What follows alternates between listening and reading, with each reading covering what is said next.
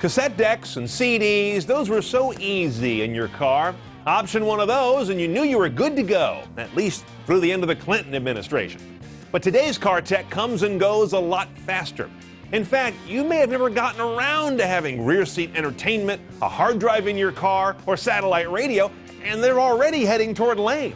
I'm Brian Cooley with the top 5 in-car technologies that should be future-proof in your next car.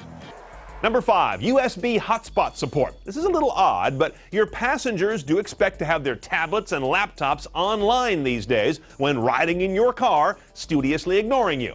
Make it easy on them with a car that supports USB wireless modems. This is mostly a Ford thing at this point, and increasingly your passengers' devices have their own connectivity, but I like the general idea of at least one USB port that can work with and understand a wireless adapter for whatever comes next. Number 4, SD card navigation. When your car's nav system is based on an SD card instead of one of those dorky old DVDs or a hard-to-update hard drive, you can download and install updates without a trip to the dealer. Even add factory navigation after you've bought the car by just popping in one of these cards. This idea is spreading, but so far, mostly a Nissan and Ford thing. Number 3 is the aux jack. Yeah, it's hardly tech at this point, but the lowly aux jack is still a thing of simple beauty. It works with every portable ever made, requires no fancy cable or setup, and typically sounds great. The downside is it's dumb as a post. It doesn't know when to mute, doesn't charge your device, and doesn't show anything on the screen. Number 2 is USB ports for your media.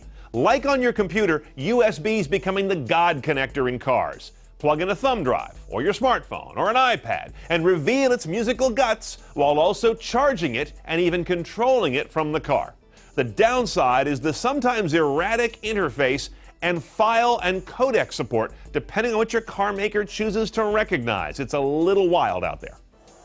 Before I get you to the number 1 future-proof tech out there right now for your car, let me give you a glimpse of what could trump these all. Something called Mirrorlink. It's just coming on the market in 2013, and it turns your phone into the brains and the media for your entire car. From navigation, to calling, to music, to whatever apps you have on there that are approved. The screen on the dash just becomes a dumb display. Everything is powered by the phone. And since the phone does so many things so well, perhaps better than your car, this idea makes sense. Here's the caveat. Car makers are still a little bit wary of it because it means one less area where they can make their car unique, but it's worth watching. Okay, our number 1 technology to future-proof your car is Bluetooth in 2 flavors, calling and streaming. Calling is quickly becoming more important than radio. Bluetooth hands-free is almost universal in cars today, with the exception of a couple of really cheap cars that don't include it, and a couple of really pricey German cars that have the gall to charge extra for it. Fast behind Bluetooth calling is Bluetooth streaming, which doesn't care if you have an Android, iPhone, or BlackBerry device. The music just plays in stereo, no cables. The downside of all Bluetooth tech is that being wireless, you won't be charging while you drive. And some streaming systems don't show you any information about what's being played, just some dumb splash screen, which is infuriating. For more car tech top 5s like this, go to CNETOnCars.com. I'm Brian Cooley. Thanks for watching.